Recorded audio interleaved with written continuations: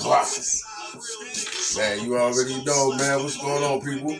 It's been a long time, It's been a minute. So, let me know what's going on in the city, man. I know. You tell me what you hearing since you came back. Well, I've been gone for like 6 months. Right.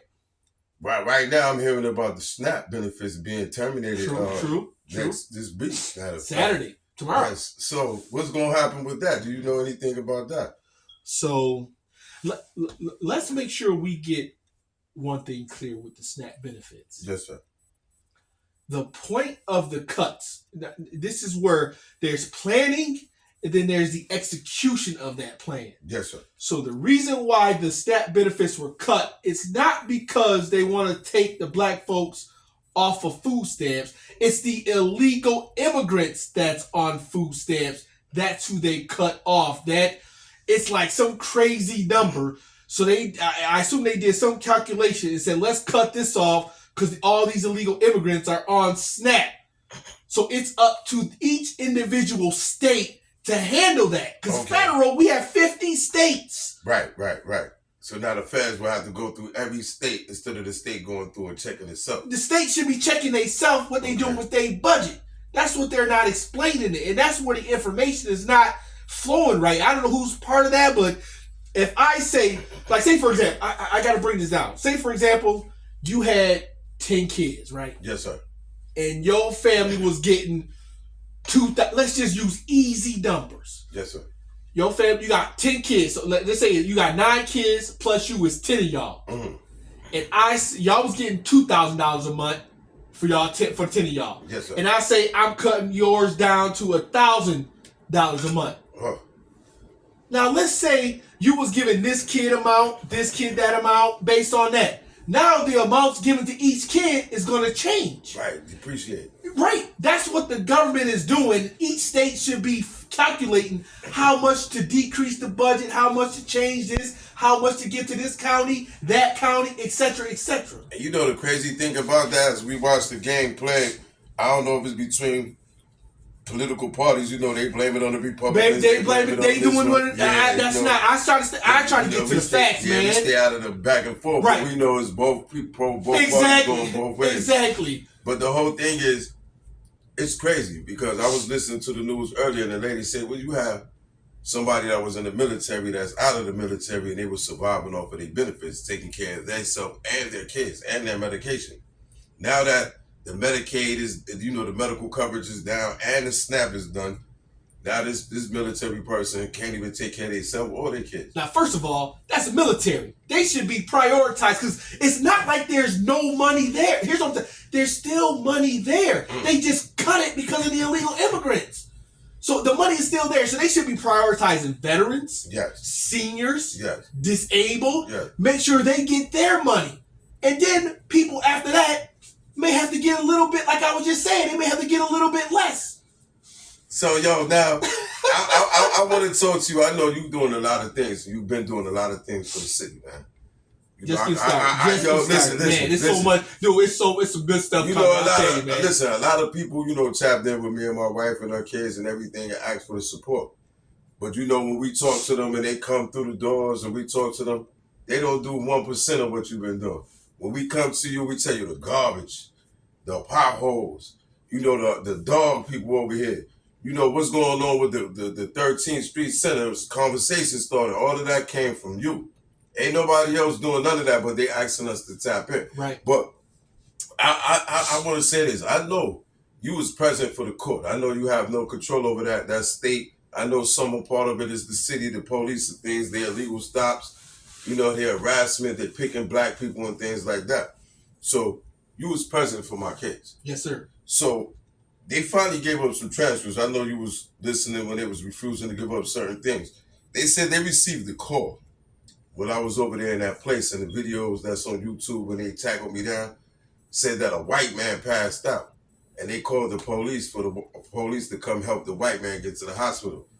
But you see, from the video and the charges that I got, they didn't even go looking for no white man. They just came to, he said 10 black people. So, but I would. So 10 black people. I missed because they switched the court date on me. Yes. So that's what I did.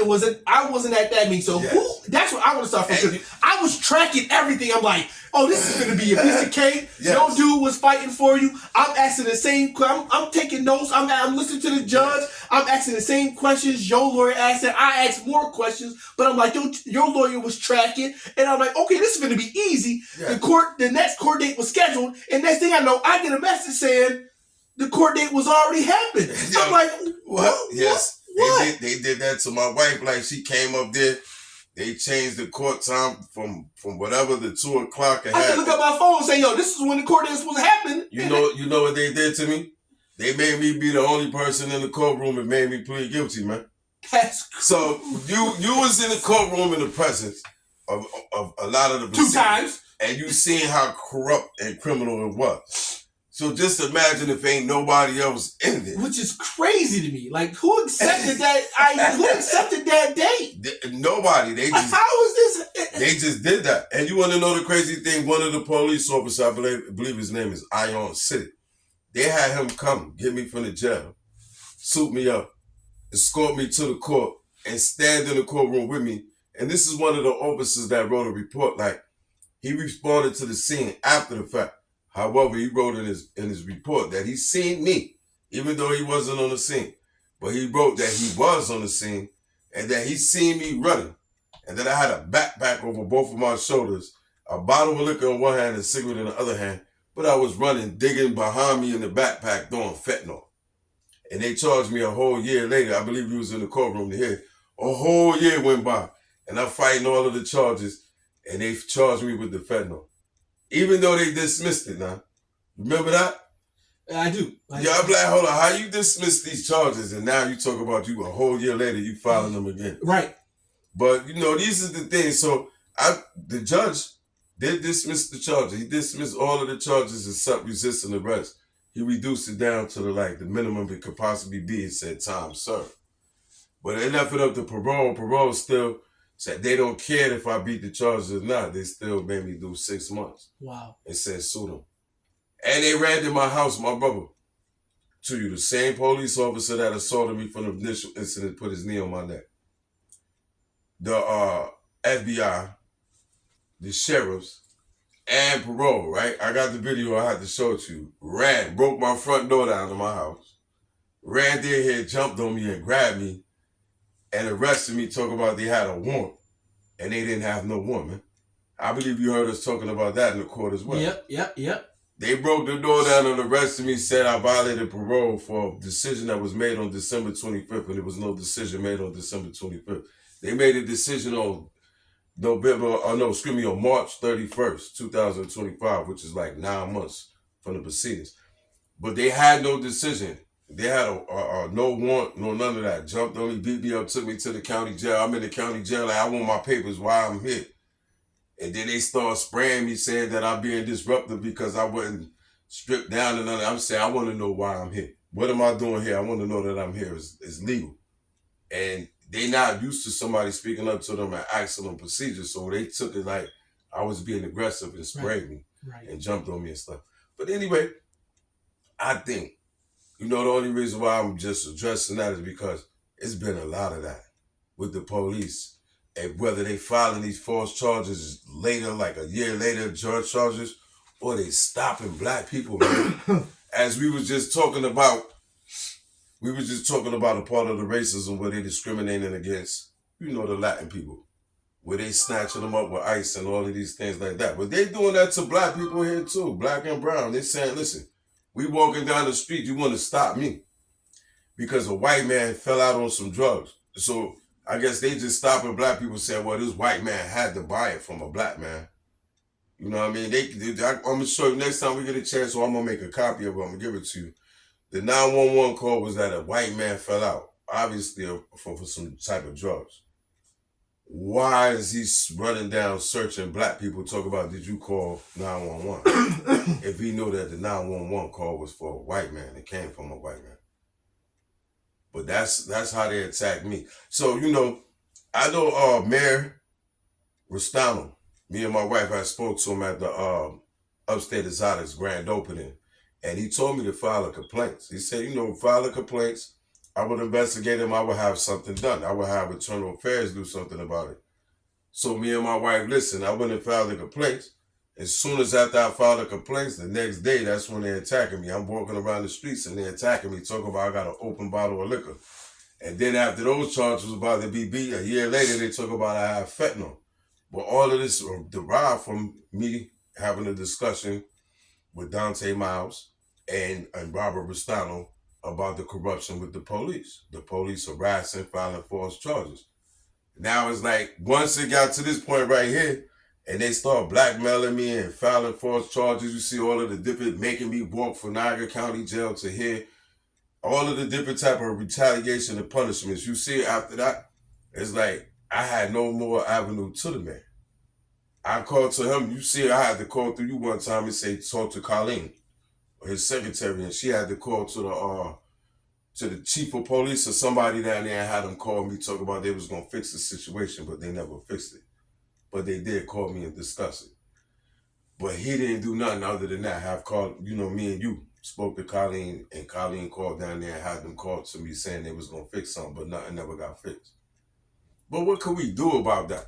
In this city right here, I understand if you got people doing crime and people are doing something wrong, no matter what color it is. I understand that the justice system is saying the police is here to keep us safe and to keep the streets safe. Right. But as far as you saying going outside of your duties and saying, well, I'm fighting crime and I don't like you, you black, you a criminal, so I'm fighting against you just because of your skin color, or you speak Spanish. I don't think that's correct. I think, for sure. And I don't understand why Mr. Bustano didn't keep his word.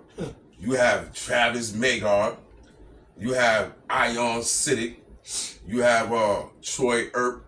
All of them have multiple complaints. Matter of fact, I believe the Attorney General who's being charged by Trump right now, was Letitia James, had already brought them up on charges and prosecuted them already. But then they said the Niagara Falls Police Department overrode those charges and said that he's found not liable or guilty in none of them charges in their department. However, but in the Attorney General office in the law is LA, the law office enforcement found him guilty. But their own office found him not guilty, no matter the evidence. And they even did that in my situation too. So it's like Internal Affairs, sabotage and complaints. They holding hearings where we complain against them, and we don't even get to go to the hearings. We don't even get to present our evidence. Internal Affairs, this is Internal Affairs who's supposed to be investigating the crimes, the corruption of the police, man. And they saying, all right, we're going to set a hearing date, come back down with your witnesses and your evidence. My witness was trying to turn in their affidavits and make statements to the officer who was taking our complaints. They said, don't worry, we're going to set a date. And, Pirates, Pat, my wife, and myself, and they said, don't worry, you could come back down here on this date, bring your videos and bring your evidence.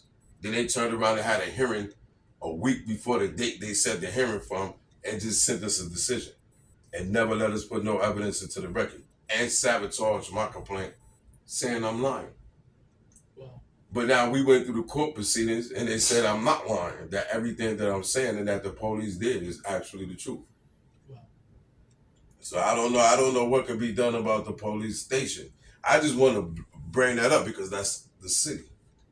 And the city has an obligation to train its officers to carry out duties and protect the city. Yep. But they also work for the state and the county as well, and I understand that. Right. So everybody have a role. And I don't know, when they saw that the Donald Trump and these politicians are showing like the system is not to be trusted. The system is broken. Right. We all lie over here, right. And we free who we want to free, and we commit what crimes we want to commit, and we have immunities for that. Right. And everybody else, you just get punished according to where we sit. Right. That's messed up, man. Yeah, for sure. But I want to get you back on track, man. I'm sorry for bringing you to that, but I just want to bring that to you because that's a city problem. If anybody's been watching videos and hear me speak, if anybody sees a thread, you should already know what I'm about to answer, what I'm about to say. It's the same answer. And systems are not just systems. Yes, within those systems, they are ran by people. Mm-hmm. And those people running that system are there for two ways. Mm-hmm. They were elected, yes, sir, or they were appointed by somebody who was elected. Okay. And so you're saying like either or people are elected or appointed into place. Right. But that don't make these people that's put in place or or elected or appointed into these place to be good or bad people. It's up to the actions that they take when they're in the Exactly. And that's what's up to us, where you either who's doing it and what are they doing? Do their actions prove that they are good or bad? Yes, sir.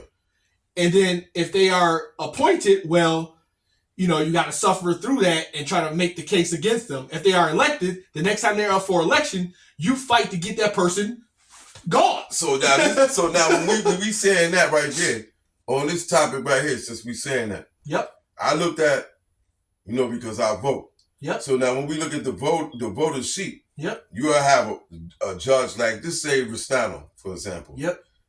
No other judges there. Right. Let's just say if you have a district attorney, you have Brian Seaman. Right. You have nobody else there. Right. So like in a lot of these particular positions, yep, they only put one person and you can't pick nobody else. So it's like they mandatory put these people in these spots. For sure.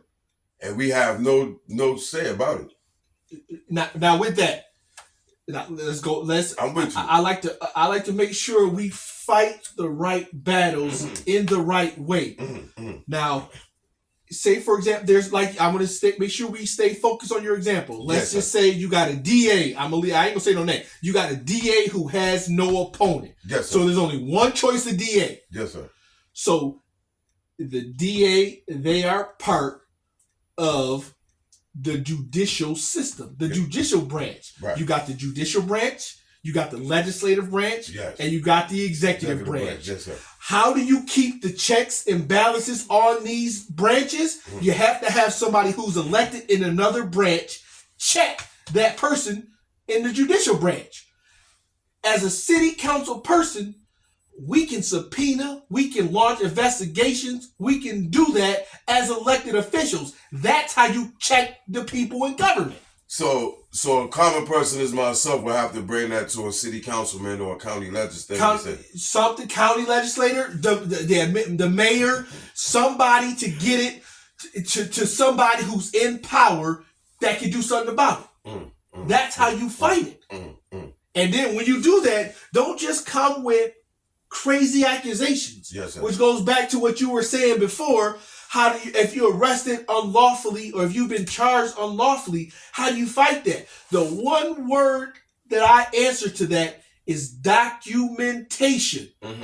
When something happens to you that you know is wrong, you have to stay focused and get to a place where you can write it down and have it notarized. And not notarized, just have it written down so you don't have to say, well, I remember it being this time with this officer, but you wrote, let me go back to my notes. This was this officer on this time, on this day, this badge number. And you just keep building your case. So basically, the main thing is create a record. Create a record. Documentation.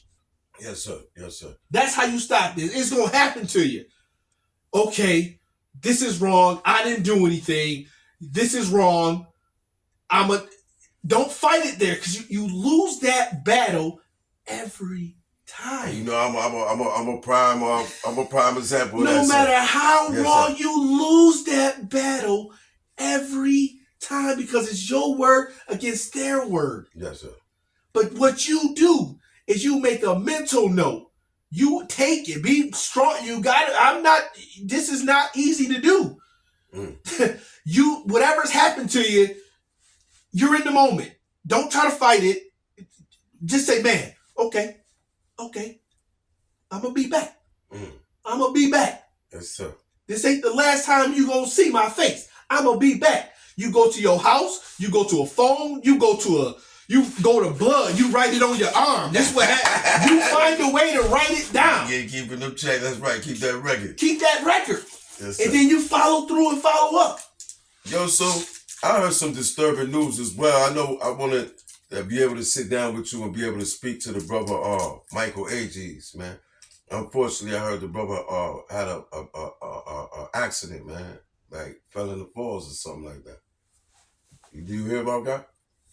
That was the young man. That was found actually innocent. They say he fell in the falls or jumped in the falls or something of that nature. Something of that nature. That's very disturbing. But I wanted to, because I got no detail. I just hear rumblings. Yeah, it's hurtful. But I wanted to be able to, because Mark Shear wanted to speak to him as well about all of the things that a person experiences, suffer, when you being accused of a crime that you did not commit. Right. And have to go through all of the county jails, the prisons, the phone calls, the visits, the not visits, the looking in your butt and all that stuff, everything that you have to go through while you locked up, and have to do that for years. And then find out like, this district attorney in Niagara County withheld documents and had a crackhead lie on. It's just crazy to even hear that. And see, speaking about that example right there, that's not the only case. And I know you had an opportunity to speak with Joseph Sylvester. And I know you do believe his case. His case is another case where the police used the crackhead and influence and gave the crack to the crackhead. Best I can tell. Man, the crackhead came in the courtroom and said, I smoked crack before I'm testifying right now. They said, you under the custody, you in the hotel under the custody. How did you get crack? You under the supervision of the district attorney. But he said you smoking crack right now before you came in his court. And it's so crazy. They had her up in there lying and just, she smoked crack. How does this still happen in these times? I know in Brooklyn, they eliminated that because of the Officer Scarcella. They don't release probably like 9,000 people. Right, and this is where, if somebody out for you, man, they out for you. Yes, sir. This is where, you just got to get smarter about it. You just can't go in guns blazing. You got to be more tactical. That's just it's sad it's happening. And guess what? If we don't do anything about it, it's still gonna happen. It's still gonna happen. So this is what I'm saying. This is how we solve the problem. And this is where I come from. The paperwork that I've been doing and working with the brothers to file these class actions and things like that. Right. I've been trying to look to go towards the United Nations. I'm not ready yet, but it's the brothers here. I know Dante Miles, I know Brian Archie, I know all these people be saying, there's a lot of different things that's going on in the city that should be fixed. Right. And it's not equal for us. That need to be fixed. Right. So it is an issue for the United Nations to look at the disparity in the treatment that we receive. The United Nations has so many problems. Yes. They part of the corruption, period. Yes. So we can't go to that. We start locally with our elected officials. Okay. Period. And that's where we start with our elected officials. Who we vote into office. Yes, sir. Because like this year we got 3 city council people, you got 4 county legislators on the ballot. Yes, sir. In different places. They're not all gonna be on the same ballot. This is the 6th district, so you have to pick your guy. But county legislators, city, county, state assemblymen, state senators, judges, start paying attention to all of them. So now this is one of the things we talk a lot of times, and this is one of the most prevalent things that me and you always speak about. This is why I got involved. Information. So now these individuals and our people in Niagara Falls, the city of Niagara Falls that want to vote, want to know about these people want to vote. We get these little pamphlets, vote for me. Yep. And some people come to our door. Yep. But how do we find out about these people? What good things that they did? What bad things that they did? How do we find out? Matter of fact, when are they going to have any type of county legislator or councilman conversations? So I can speak to both of those. So for the county legislators, they had a debate Q&A forum at Blaniva Bond a couple weeks ago. It's on Our School's channel on YouTube. You can look up all the city council meetings, all the county debates, the city council debates. You can find them on there. So we had them with the county. We had 2 with the city council. We had 1 at Blaniva Bond, and we had 1 at the library where you had the chance to see all the city council people talk. Those who showed up, they answered questions. And then you just got to go out. I even did a video on all of the city council people that's in the race. I did a video myself because I wanted to let people know what information was available. And then you just have these conversations. You're talking to somebody at Frankie's Donuts. You're going to the to Aldi's. You say, "Do you know anything about the city council people that's we voting for?" You just have these conversations as you just have in your day because this is what we all should be talking about because it's the most important thing right now. Making our situation better. Right. But you know, I feel a lot of people give up hope. They give up hope. No question. And you know what? Sometimes I felt like I was about to give up hope. For sure. My wife said, "Yo, you got people. You got friends. You do. You got Vincent, cauley. Don't give up. You got potential. Right. All you have to do is just keep reaching out to the people that want to help you. You got to reach out to whoever you got. Start there. And see, that's why I say, listen, because you got people that's speaking to you, but they also listening to you, just like you listening to me. Always. This is how we met. You was listening to me, right? You came talking. Ain't nothing changed. Ain't nothing changed. Ain't nothing gonna change. This is who I am. I care. And I'm trying to tell the people that's watching, whether you watching, you see it on your YouTube or your TV, you can contact this man. Right. This is somebody right here. You got a lot of different people that have tried to run for positions. And I'm not gonna say no names and do nothing like that. But this is somebody at that right point, here. it's called 3 words. Do your research. But this is somebody right here that I can tell you, I stand on it, my family stand on it, my wife stand on it, that really try to do something for the community. So man, we just getting started too. If y'all need to reach this man, don't hesitate. I want to say this. I'm trying to do business. I'm back trying to get my business going. Right. And I remember we was building networks and I still haven't stopped. And I'm ready to get back with you, man. I haven't stopped. Like I said, that's the plan. I was just talking to a local business owner a couple days ago. I asked them what was their number one issue with workers. They said, man, trying to find people who want to work. And you know what's crazy? It's so, local guys. Local. You know what's so crazy that I've been to a lot of different jobs now. I don't really try to get high. I was working at one job. And I work. I'm one of the ones, if I'm working, I work. You know, Raw and all of them can tell you. But I'm like, I go to these jobs. I'm free. My time, I can work all day. I go to these jobs though, and they all have a problem with people working. They give a job to somebody and they want to take off from the job. They want to sneak. They want to do all or this. they not even doing what they're supposed to be doing. Right. But a person that's coming that want to work and that really want to work, you don't want to give them the job. You looking at his past history. And you want to give a job to somebody that want to steal out your office and cheat you out your time and stuff. Right. And that's the things that I've been going through, a lot of us. Right. And that's where the plan is, to have somebody like myself. Yes, sir. To be the liaison, to be your connection, to vouch for you, to co-sign for you. Yes, sir. Hey, Mr. Business Owner, talk to my man Mike Hill. Rough pass, but he's looking he's looking to change it, and he's looking to do something real, and he's a hard worker. I think you should consider hiring him. Yes, sir. That's simple. You got to have somebody speak for you. Yes, sir. And that's the plan. And that's what we got to do. That's what we do. There's a lot of people out here. A lot of people that need somebody to speak for them so they can work. Right. And I feel like this. You said you only get one strike with me. If I put my neck out on the line for you, yes.